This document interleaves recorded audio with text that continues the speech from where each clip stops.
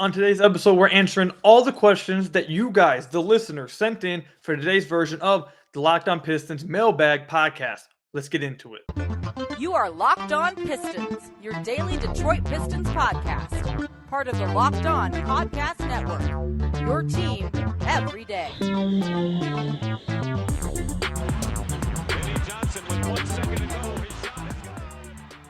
What's the deal? Welcome back to another episode of the Locked On Pistons podcast. Per usual, I'm your host, Kuka Hill. You can find me over on Twitter at Kuka Hill. I want to thank you guys for making Locked On Pistons your first listen of every single day. We are free and available on all your podcast platforms. If you haven't already, head to the YouTube channel at Locked On Pistons, hit that subscribe button, or if you're listening to one of the podcast platforms, leave us a 5-star review. That is the next best way to support the podcast. So I'm recording this before I leave for my wedding in Jamaica. So by the time you guys listen to this, I believe I'm going to have this one scheduled for October 3rd. So I believe this is when you guys will be listening to this. I'm really excited, man. I hope you guys enjoy the preseason game that I'm going to be missing against the New York Knicks. I hope you guys really enjoy it. I'm going to get this podcast out, though, have a little bit of fun, give you guys a little episode while I'm gone, a mailbag where I answer all of your guys' questions. So I actually have a little contest, though, that I want you guys to participate in when I send this out. So, like I said, I'm going to have this one scheduled out, hopefully for October 3rd. So when you guys listen to this, it will be the 3rd. The game for the Pistons, I believe, is on October 4th against the New York Knicks. I want you guys to either tweet me or comment down below if you're listening on YouTube. And I want you guys to take your guess at what you think the starting lineup is going to be. And for all of you who comment the right starting lineup, or tweet at me the right starting lineup, or if you want to put in a review with a 5-star review, that's another great way to do it. Or you can DM me. Either way, all of you guys who predict the right starting lineup, I will try to shout all of you guys out in the next episode. I'm going to try to go through all of them, and you guys have to prove that you guys commented and sent it before the game actually started. If you guys send me the starting lineup after the game started, you guys think you're going to pull a slick one, nice try. But I thought that would be a fun little thing to do. When I come back from Jamaica, I'll go through all the comments. I'll go through all the tweets and DMs to see if any of you guys got the right starting lineup for the opening preseason game. Let's have some fun with that. And we're going to segue straight from there into what I believe the starting lineup is going to be. That was one of the questions I got asked on Twitter by Jamara. He says, how would you handle the starting lineup? What does Killian Hayes need to do that you would consider a successful season for him? So first, we're going to start with the starting lineup. My prediction for the starting lineup, and it's going to be interesting to see what it is, because for a second there, I thought Alec Burks actually had a good chance at starting. And he may actually start in the regular season, but I know right now he's dealing with a foot injury. Don't know when he's going to be back, but he won't be playing the preseason game. Nerlens Noel also is knocked out as the starting center because he's also going to be out for the first preseason game. And I don't know how much longer he'll be out because he's limited in training camp, dealing with a little injury, nothing too big. I think he'll be fine, but he won't be in the first preseason game. So my prediction, I think the two locks are Cade and Sadiq.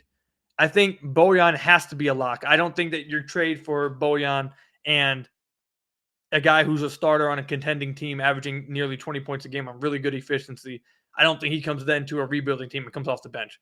I don't see that happening. So I definitely think he starts at least the regular season. Actually, you know what? I might have to change my answer then, because we're talking about the preseason game.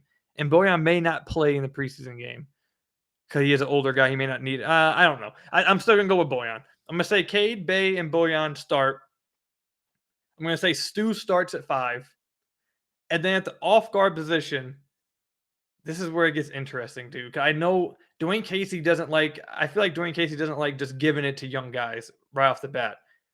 So I think I'm going to go with Jaden Ivey, but I think a sleeper may be Killian Hayes to start off preseason. I don't think Killian will start the regular season, but I think there's a slight chance that he may start off preseason instead of Jaden Ivey. But I'm going to go with Jaden Ivey. So my starting lineup, I'm going to predict Cade, Ivey, Bay, Bojan, and Stu to start preseason.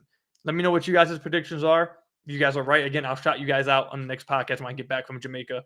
The second part of this guy's question, what would be a successful season for Killian Hayes, in my opinion? I think a successful season for Killian Hayes this year would be improvements across the board in his percentages from the floor, being much more efficient, getting north of 41% from the floor, getting north of like 33% from deep, getting north of 80% from the free throw line. I think that would be big for him. continuing his improvement as a 2-point shooter. I know he had a big increase from rookie to sophomore season in the 2-point percentage area. So to see that stuff improve, and I think that I want to see, I don't know if it's going to happen, but I think a successful season for Killian, especially with the way he's been talking this past week. I think you need at least 10 points a game, like 4 or 5 assists a game, and like 4 or 5 rebounds a game. Now, that's a really good stat line for a guy just coming off the bench, 10, 5, and 5. I think he would need to get enough minutes to do that, and he needs to be aggressive and get enough shots up to do that. But I think that's, if he did at least that coming off the bench, I think that would be a really good season for him. I think that would be really good, and I think people would start to feel really good about him moving forward if he did that. Because if he improved his percentages across the board and also did that off the bench, I feel like people would believe, and I'd be one of them, that if you give him a bigger role, that means that his basic numbers would increase as well with a bigger role. If his percentages increased and he became more efficient scorer and just offensive weapon. So that would be a successful season for me for Killian Hayes. I hope I answered your question to the best of my ability. All right, next question is with Bogdan. Actually, let me start off real quick. This one's from Sean. He called him Bogdan. His name is Bojan. I know a lot of people are going to mix that up with the guy in Atlanta's team. But with Bojan now in the squad, what is your win total prediction for this season? I think that I'd still hover around 29 to 31 wins. I think it's a little bit higher than what it was beforehand, which I had him around like 27 to 30. I think Bojan gives him like 29 to 32 wins, somewhere around there. So I think he adds like maybe 2 to 3 wins for the team, but nothing too drastic. I think in order for them to add a lot more wins to that projection, it's not going to be about Bojan. It's going to be about all these young guys really improving and taking the next step. But my prediction was still going to be around 29 to 32 wins a game. Next question he had was, what do you see as the most lethal lineup, taking into account a more aggressive and better finishing Killian Hayes? I think the most lethal lineup is probably Cade. I'm going to just, when you say lethal, I'm going to go ahead and just say the closing lineup of what I think it's going to be. I think it will be Cade, Killian, Sadiq, Bojan, and either Bagley or Stu. I think that will be their closing lineup. So I'm going to take lethal, I'm going to twist it, I'm going to turn it into closing lineups. I don't think Jaden Ivey will close to start the year. I think he'll eventually become the closer with the team. But I know Dwayne Casey's not going to just hand him closing lineup unless he's just going insane off the bat and you can't find a reason to sit him. I don't think he's going to do that. I don't think he's going to come off and just be insane. And I know Dwayne Casey's going to want to take his time with it. So I don't think he's going to close. I think that will be my closing lineup for this team. And then the next question is from Ricky on Twitter. He says, over under 3.5 triple doubles for Cade. I'm going to go over. I think he gets around 4 to 5 triple doubles this season. I think Cade's going to have a really damn good season this year. I can't wait to watch him.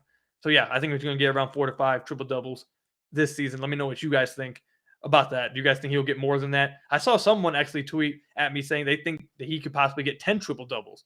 I think that's a little bit too much. But if you guys think that, let me know why in the comment section down below or over on Twitter at Kuka Hill. When we come back, we'll answer more of you guys' questions that all of you guys sent in for the Mailbag podcast.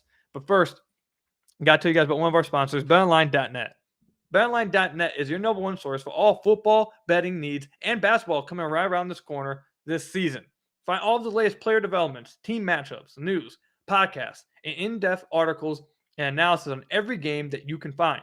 And as always, BetOnline remains your continued source for all your sports wagering information with live betting and up-to-the-minute scores for every sport that's out there. The fastest and easiest way to check out all your favorite games and events, including MLB, MMA, boxing, golf, NFL, NHL, NBA, any sport, you name it, you can find it. Head to betonline.net or use your mobile device to learn more about their trends and action today. If you head to betonline.net right now, you will see that Jaden Ivey is the third highest rookie in Rookie of the Year odds. You can see Rookie of the Year odds. You can see MVP odds. You can see best season odds, championship odds, worst team odds, first overall pick, sixth man, most improved, all that stuff. You can already get a little bit of a head start. I know NBA season is coming right around the corner, but still get a head start on that over at betonline.net. Head to their website or use your mobile device to learn more about their trends and action today. BetOnline, where the game starts. So I want to thank you guys again for making Locked On Pistons your first listen of every single day. We are free and available on all your podcast platforms. And if you haven't already, head to the YouTube channel at Locked On Pistons. Hit that subscribe button. It's the best way to support the podcast, or leave a 5-star review on whatever podcast platform you are listening to this on. That's another great way to support the podcast. All right, let's get back into some of these questions that you guys sent in for the podcast today. All right, so this one is from Data Driven Pistons fan on Twitter. He says, name 3 possible teams that we could trade Bojan to, and who and what would you like to get back for him? So I'm not going to go into what I think the Pistons, or what player the Pistons should get back for him, because I think it's going to vary, and it's going to be hard to predict that. I don't know. I think they're probably going to want to get like a young asset or a pick with them, or in return for him. But as far as some teams I think maybe could be interested in him, Miami, Philadelphia, Golden State, Los Angeles Lakers for sure. Dallas maybe. I think those teams right there are the main ones I'd pick that I think would be interested in him. Definitely the Lakers. I think the Lakers definitely would probably have a lot of interest in him around the deadline. Golden State, like I said, maybe Brooklyn. I think Brooklyn maybe would be interested in him. Philadelphia, and what was the other team I said? I forgot. Oh, Dallas. Those are the teams I think would be interested in him around the deadline. And like I said, I think more teams could possibly be interested in him around deadline, because some teams that aren't contenders right now or think of themselves as a great team right now, maybe they are at that point, and now they want to make a move to really push themselves into that kind of contention. So you don't really know yet, but those, right off the top of my head, those are the teams I would say I think would be interested in him this season. This next question is, what would your favorite ideal starting and closing lineup be for this upcoming season? Do you think Casey's will be different? This one's from Round Paul on Twitter. I kind of gave that answer already with the starting lineup. That's my prediction for the starting lineup in the preseason is going to be my prediction for the starting of the season too, with Cade, Ivy, Sadiq, Bojan, and Stu. That's my prediction. In the closing lineup, I think they're going to have Cade, Kill, Sadiq, Bojan, and either Bagley or Stu. That's what I think it's going to be. I think the closing lineup will vary depending on how players are playing throughout that game. Starting lineup, I think, will stay the same, but the closing lineup, I think, will always vary depending on which player's feeling it that night, which player's struggling that night, all those kind of things. We've seen that with Dwayne Casey a lot, that if you're playing really well in that game, he'll ride you out with the closing lineup. So that will vary, but yeah, that's my answer to that one. Next question is from Kurt Zamora. He says, congrats on the wedding, first of all. Thank you so much. I appreciate it. He says, over under 41.5 games played with the Pistons for Jalen Duren. Also, over under 9.5 minutes for Duren in the games he does play for the Pistons. So on the last episode, I said that I think Jalen Duren has like the most to gain from Nerlens Noel not being able to suit up in the preseason. If he plays really well in the preseason, I think he can earn himself some minutes instantly. So if he plays really well in the preseason, I think I'll take the over. But actually, no, I think I still will take the over on that no matter what, because I'm going to take into account injuries, guys possibly getting sick, all those kind of things. I'm going to take into account all of that and assume that he eventually plays that much. I do think after the trade deadline, he'll probably be playing. At the very least, that is when he'll be a mainstay in the rotation, much like last year with Bagley. They'll kind of get rid of some veteran players, move on for some veteran players, and then play more young guys if they aren't playing at that point. So I'm going to take the over. I think he'll play around, at the very least, I think he'll get 41 games. So I'll take the over on that. And then the over under 9.5 minutes per game, I'll take the over on that too. I think if he's going to be playing in games, he'll at least get like 15 minutes, I think. At least. And I know we all have very high hopes for him. I hope that he ends up getting more than that. I'd like to see him just be the backup center off the bat. I just don't think that's what Dwayne Casey's going to do. So trying to be objective and look at it through Dwayne Casey's eyes, I think he'll get over on both of these, but maybe but not by much. I do think there's a very big chance, though. I know you mentioned it later on in your question about him splitting with the Crews. I do think there's a very big chance that he'll spend a lot of his time with the Crews as the youngest player in the NBA. So I think that's definitely a big possibility for him this season with the Pistons. Next question is going to be from Fueled by Motown. Come up with a lineup kind of combination for any of these lineup types. 1, need a 3. 2, need 1 stop. 3, a gritty, scrappy lineup. 4, running gun. 5, small ball. 6, close game down the stretch. stretch. And 7, the most fun, exciting lineup to you. I don't know if I can get through all 7 of those. That would take a lot of time. Let's try. So, need a 3. We're going to put Cade, Alec Burks, Sadiq, Bojan, and I mean, Stu's supposed to be shooting 3s this year, so I think you have to put Stu at the 5 then. I guess that's what I would do there. So that would be my need a 3 lineup. Cade, Alec Burks, Sadiq, Bojan with Stu out there. You need one stop. I'm going to put Cade, Killian.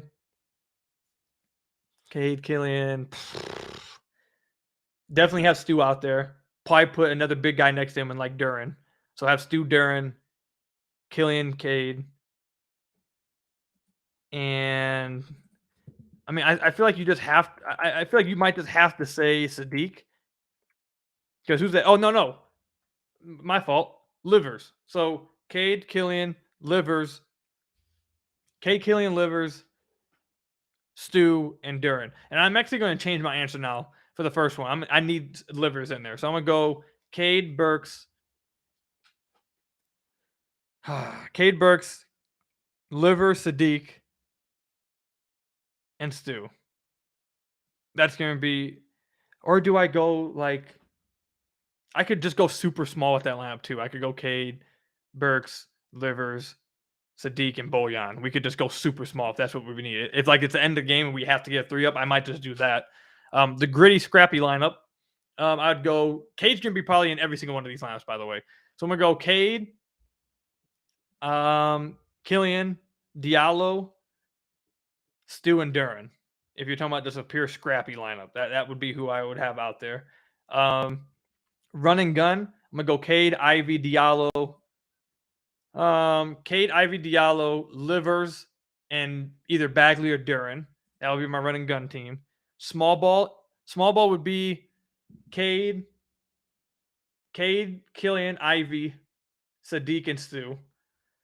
Or Livers and Stu, whichever one. Close game down the stretch, I think you're going with Cade, Killian, Sadiq, Bojan, and Stu. And the most fun, exciting lineup to me, I think, would be Cade, Killian, Ivy, either Sadiq or Livers, and then Duren. I think that would be the most fun lineup for me to watch this year, 100%. And we did get through all 7 of those. It only took like 2 minutes for me to get through those. I thought that would take me a lot longer to do. Let me know what your guys' answers for all of those. Again, the 7 ones he asked for, fueled by Motown, he asked, need a 3, need one stop, gritty lineup, run and gun, small ball, close game down the stretch, and the most fun and exciting lineup to you. Let me know what your guys' answers would be to all 7 of those in the comment section down below, or you can tweet me over at Kuka Hill. All right, let's answer another question before we get to the ad break, and then we come back and answer some more. Actually, I don't want to answer that one yet. Let's answer this one. This one's from Ryan on Twitter. What does Jaden Ivey's rookie year ceiling and floor look like to you by projecting his stat lines for each ceiling and floor? So I think his floor is going to be 10 points a game for me. 10, 4 and 4, or 10, 4 and 3, something like that. I think that would be his absolute floor. I think he's going to get the usage no matter what to at least get up 10 points. Floor, he could be looking at like 37% from the floor. Floor is like the worst thing that could possibly happen. So before everyone starts spazzing, I think that's like floor is the worst possible thing that could happen. So I'm going to go with 10, 4, 3 on like 38% shooting, like 29% from deep, and like 78% from the free throw line. That's like the worst thing that could possibly happen. And he's awful defensively. So that's like the worst thing that could happen. His ceiling this year, I think his absolute ceiling, I think he's going to fall somewhere in between this, but his absolute ceiling, I'm going to go with like 16. I don't think he's going to be a high assist guy. I think he's going to be just like 16, 4 and 4. And then his percentages would be like 44% from the field, 34% from deep, and like 84% from the free throw line. So I'm around there. That's what I think his ceiling is. His free throw percentage could be much higher. That could vary. But everything else, I think that's his ceiling. Around 16, 4 and 4 a game on really good efficiency, getting to the rim consistently. And with that ceiling, I think he's drawing like 6 free throws a game. And that would be big. So if he's able to draw free throws a lot and be efficient from the floor, and also that 3-point shot translates, I think that's his ceiling for this upcoming season. But let's go ahead and get to the ad break, and then when we'll come back, we're going to go ahead and answer the rest of the questions that you guys have sent in for today's episode. But first, you guys got to hear from some of our lovely sponsors.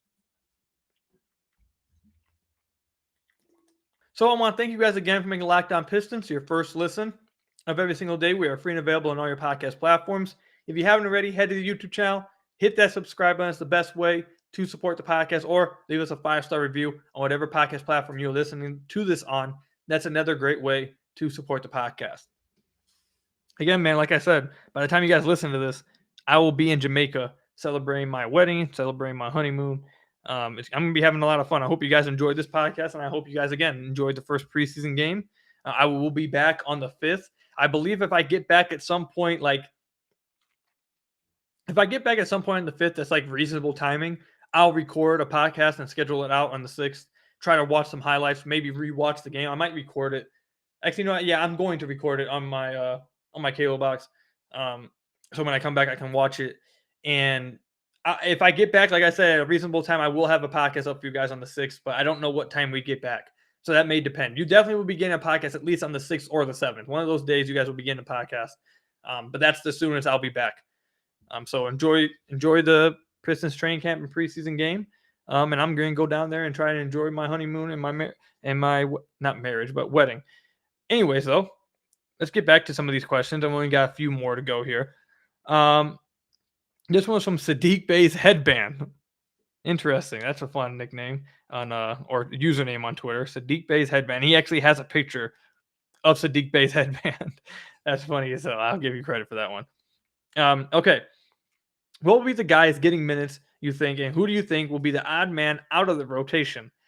All right, so I think this would be my rotation right now. I think they go 10 deep. I think they go Jane, Ivy, Cade, Sadiq, Marvin. Wait, hold on. Let me start over. I lost my count. Jane, Cade, Sadiq, Marvin, Killian, Stu, Alec Burks, Bojan, Isaiah Livers. And now that leaves room for one more person. And that's either going to go to Nerlens Noel or Jalen Duren, I think. So I think one of those guys. I think the guy that ends up out the rotation is Hamidou Diallo. Again, I don't see a pathway for him for minutes. Now I know they like him or they want to have brought him back. So maybe they find a way to get him minutes. Maybe they go 11 deep. Maybe they go super small and don't play. Actually, no, they have to. They have to play Bagley and Stu. But then maybe no, yeah, they have to go. They would not go that small. But yeah, I don't see how Diallo gets minutes then. Maybe they trade Burks.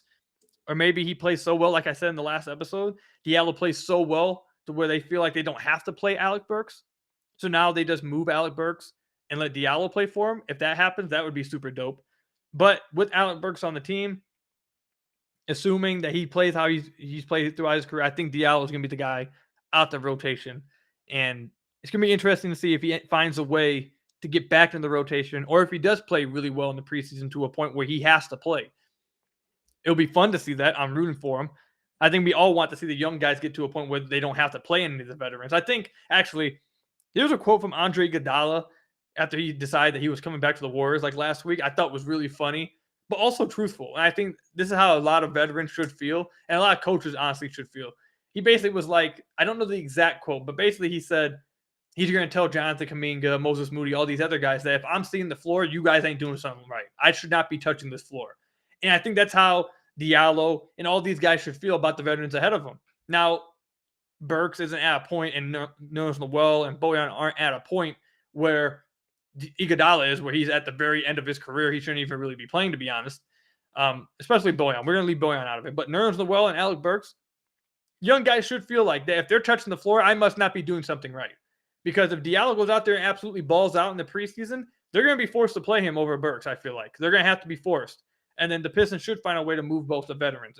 If they force their hand, Diallo and Duren, if they force their hand, that's how they should be looking at it. If these guys are touching the floor, I'm not doing something right. I'm not playing good enough.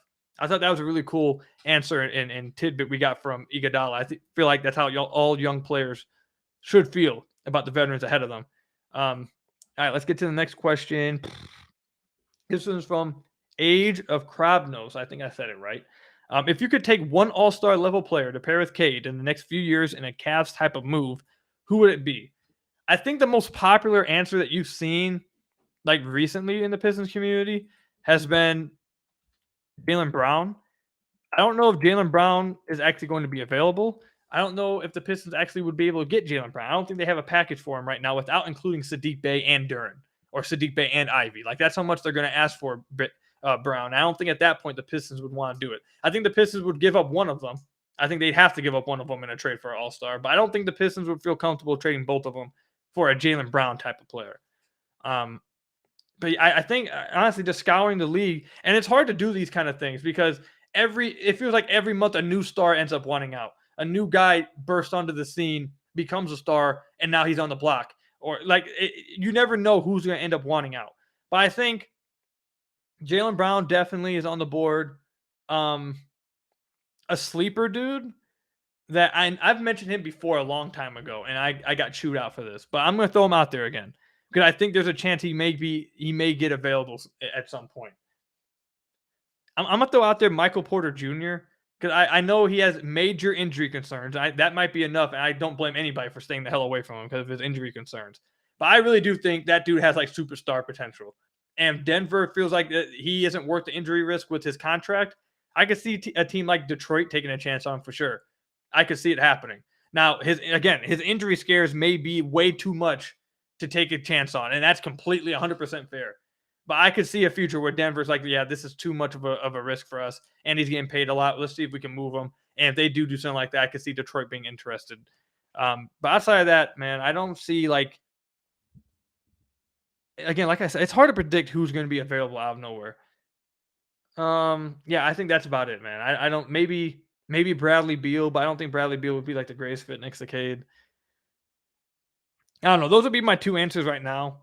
One realistic one, I guess, and Jaylen Brown. One very unrealistic one, but a distant, pipe dream in Michael Porter Jr. But I'm sure you guys have a lot more people that you guys have been thinking about. So let me know all those answers that you guys have for that. Comment section down below or over on Twitter at Kuka Hill. And then this question is going to be the last one we answer. I saved it for last on purpose. This one says, this one's from Marky B. He says, what would need to happen for you to consider this season a success? And don't say just improve or develop, looking for specifics. Okay. So obviously, though, I have to at least say improve. They have to improve. They have to get better. They need to develop. All the young guys need to develop and improve. They have to get better. But you want specifics? All right, let's do it. Specifics, I need to see Sadiq Bey get better in between the lines from three-point line to the rim. Maybe get better in that area, or actually become a great shooter, because he's supposed to be a great shooter, but he shot below league average last season. So if he can become a great shooter, above league average shooter, not just a little bit above league average, like really good three-point shooter on good volume, I think that would be a massive success for Sadiq. For Cade, get north of 21 points per game. Get around like 21, 6 and 5 or 21, 7 and 6 on really good efficiency. Improve your outside shooting to about 34, 35% from deep on good volume, on tough shots. If he can get to like 35% on outside shots, on pull-up jumpers, those are really tough to make. On tough shots like that, that would be a successful season, I believe, for Cade Cunningham. Killian Hayes, we talked about what would be a successful season for him earlier in the year, earlier in the podcast. Jaden Ivey, around 14 points a game, around 14, 4 and 4 a game. Get to the free throw line a ton and see if that three-point shot can translate. So stuff like that. Need to see specific things. The main thing we're looking at from young players actually get better. Sadiq's would be like this outside shooter. I need to see him become an actually great outside shooter. Said K's, said Killian's, Jaden Ivey's. Marvin Bagley, become a decent or competent defender to where you can actually be played consistently and maybe earn the right to be a starter. That kind of things. Isaiah Stewart, actually become an outside shooter. Not just talk about it, not just get the shots up, but actually shoot around league average on your outside shots to where defenders have to at least respect you a little bit. That would be a successful season for him. I mean, we can go up and down the line, man, but I don't know how else I can I don't know how else I can describe specifics of what would be a successful season for the Pistons outside of just saying guys need to develop, dude. I think the Pistons, okay, so how about this? They have to win more games than last year, 100%. I don't think that's even a question. So let's say, at the very least, I think they need to win 27 games to show improvement from last year to this year. That's the win improvement I need to at least see. If they're below 27 games, unless they're like completely just tank the final month, if that happens and they find themselves below 27 games, then whatever. But I need to see at least that kind of improvement in win.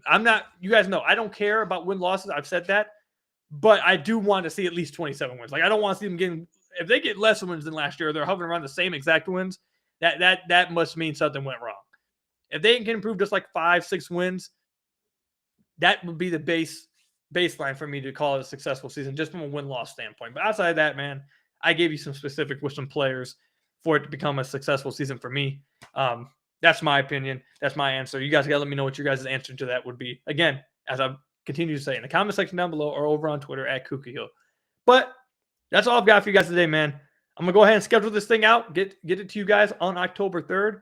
I hope you guys are enjoying all the storylines coming from training camp, man. By the time you guys listen to this, I hope there's been a lot of fun stuff that's happened. You guys get a lot of fun clips. Hey, listen, I need you guys to tweet at me and let me know how this game goes against the New York Knicks. Again, I'm not going to be here, but I need you guys to tweet me clips. I need you guys to tweet me or DM me or message me somehow. Tweet me clips. Let me know how the games went, what your guys' takeaways were, what guys looked like, all that kind of stuff. Make sure you guys continue to tweet at me as well. Storylines throughout training camp. Like, I want to be up to date when I come back. I want to be able to look back and go through everything and make sure I did not miss anything. I don't think I'll be on social media really at all while I'm down there. So again, I'm going to need you guys' help. So make sure you guys are sending me everything that happens. So when I come back, I'm up to date. I really appreciate it. But yeah, until next time, man, I'll see you guys later. Enjoy that game against the New York Knicks. Thank you guys for making Locked On Pistons your first listen of every single day. Free and available on all your podcast platforms. Subscribe to the YouTube channel. Leave a 5-star review on whatever podcast platform you listen to this on. Until next time, guys, I'll see you guys later. Enjoy everything. I know I'll be enjoying myself as you guys listen to this down in Jamaica, but I'll see you guys later. Peace out, everybody. Stay safe and go Pistons.